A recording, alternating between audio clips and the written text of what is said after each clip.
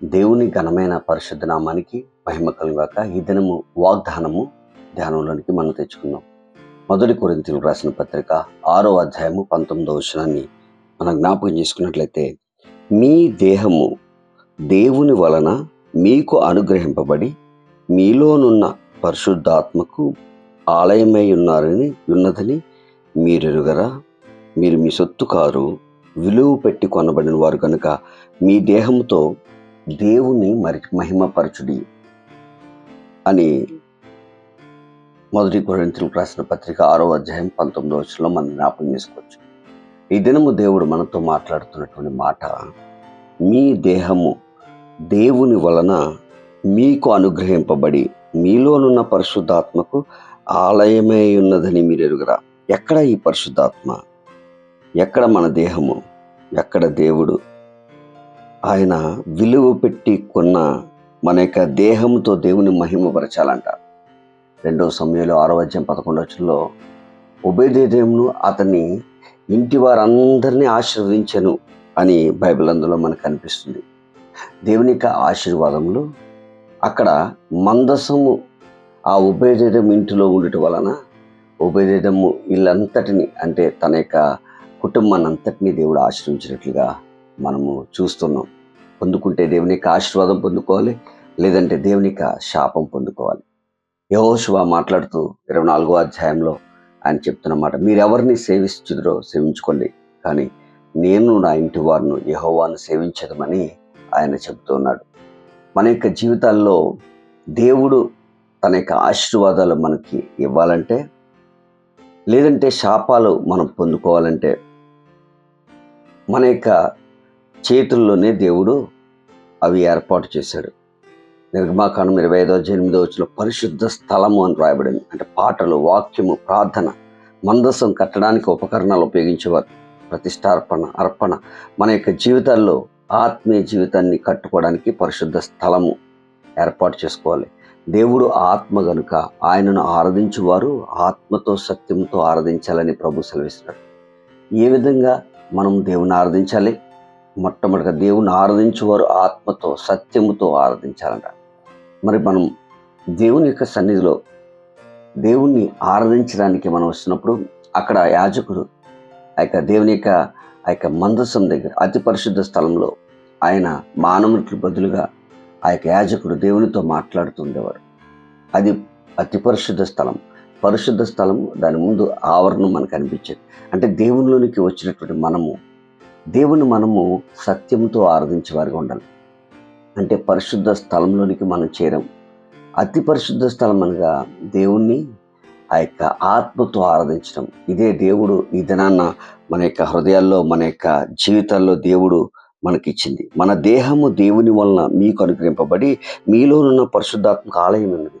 గుడి గోడలో ఆ యొక్క బండ కట్టడాలలో కాదు దేవుడు ఉండేది, గుడిలో దేవుడు నివాసం ఉంటాడు. కాబట్టి మన యొక్క జీవితాలు జ్ఞాపకం చేసుకోవాలి. మన యొక్క జీవితాంతము ప్రభుని ఆరాధించేవారిగా ఉండాలి. ఆ దినాల్లో అయితే ఆ యొక్క మందసాన్ని ఏర్పాటు చేసినప్పుడే దేవుని యొక్క ఆత్మ అక్కడ మనం ఉండడం మనం చూస్తున్నాం. కానీ ఆ ఒబేదెదోము ఇంటంతటిని దేవుడు ఆశీర్వించాడు. ఈ దినమున దేవుడు నిన్ను ఆశీర్వదించాలంటే, దేవుడిని దీవించాలంటే, దేవుని యొక్క కార్యాలన్నిటిని మనం జ్ఞాపకం చేసుకుంటూ దేవుని యొక్క సన్నిధిలో ముందు కొనసాగింపబడే వారుగా మనం ఉండాలి. చాలామంది జీవితాల్లో ఎలాగ నేను దేవుని యొక్క సన్నిధిలో ముందు కొనసాగింపబడాలండి, ఎలా దేవుని యొక్క ఆశీర్వాదాలు నేను పొందుకోవాలని ఆలోచిస్తూ ఉంటారండి. చాలామంది అనేక విధాలుగా దేవుని యొక్క ఆశీర్వాదాలు ఈ లోకంలో పొందుకుంటూ ఉన్నారు. కానీ దేవుడు సెలవిస్తున్నటువంటి మాట ఏంటంటే, దేవుణ్ణి వెదకువారు, దేవుణ్ణి ఆరాధించువారు, దేవుని స్తుతించువారు, దేవుని యొక్క సన్నిధిలో వారు ముందుకు కొనసాగింపబడేవారు మాత్రము దేవుని యొక్క సన్నిధిలో అనేక రీతులుగా దేవుడు వారిని దీవిస్తాడు, ఆశీర్వదిస్తాడు అనేటువంటి యొక్క ఆశతో వారు దేవుని యొక్క సన్నిధిలో మనము ఆ యొక్క ముందుకు కొనసాగింపబడేవారుగా మనం ఉంటున్నాం. ఇక్కడ మందసమును ఏర్పాటు చేయడానికి ఆ యొక్క ఇజ్రాయెల్లో కహాతీయుల భుజాలపైన మోయాలి దాన్ని.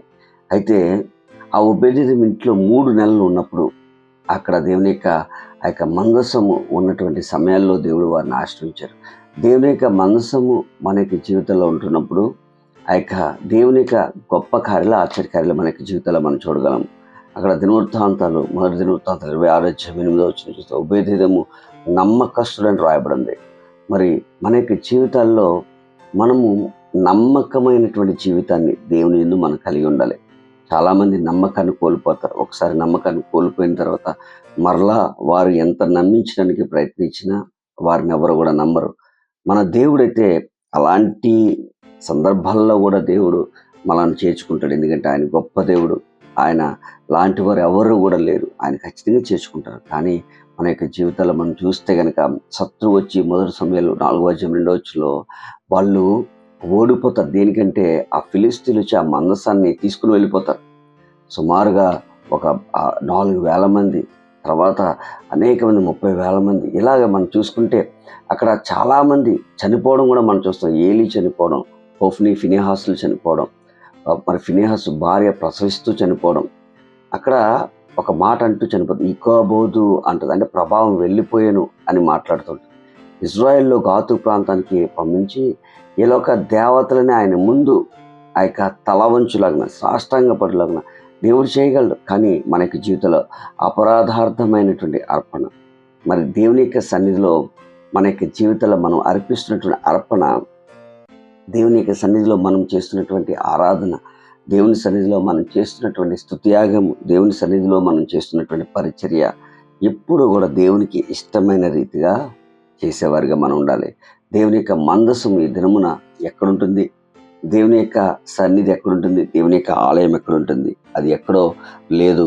కానీ దేవుని యొక్క మందసము, దేవుని యొక్క మందిరము మన యొక్క దేహంలోనే దేవుడు ఏర్పాటు చేస్తున్నాడు.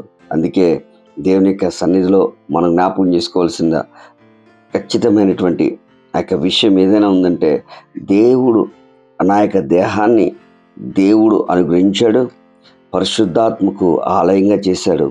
కాబట్టి ఆ యొక్క ఆలయంలో ప్రభు నివసిస్తాడు. సాతానుకు ఎంత మాత్రం చోటు లేదనేటువంటి నిరీక్షణ, విశ్వాసములతో ముందు కొనసాగింపగలిగితే కనుక మన ఆధ్యాత్మిక జీవితాలు దేవుడు దీవిస్తాడు. ఈ దినపు వాగ్దానము ప్రభు తన యొక్క వినికిడిలో దీవించి ఆశ్రయించుగాక. పరిశుద్ధుడా మీకే స్తోత్రము. ఈ యొక్క ప్రశస్తమైన తండ్రి, ఈ యొక్క వాగ్దానమును ఏ కుటుంబము, ఏ యొక్క వ్యక్తి ప్రభా దీన్ని తీసుకుంటున్నారో, అవును నా కుటుంబానికి ఆశీర్వాదం కావాలి, నా కుటుంబానికి దీవెనలు కావాలి, శాపాలను పొందుకోకూడదు. ద్వితీయోపదేశకాండంలో రాయించినటువంటి 8వ అధ్యాయంలో రాయించిన ఆశీర్వాదాలను నేను పొందుకోవాలి. ఆ తర్వాతే ఉన్నటువంటి ఆ యొక్క శాపంలో నా జీవితాన్ని కూడా అంటకూడదు అని ఎంతమంది తీర్మానం తీసుకున్నారో వారందరినీ దీవించి ఆశీర్వదించండి. యేసు పరిశుద్ధ నామములో ప్రార్థన వేడుకొనుచున్నాను తండ్రి.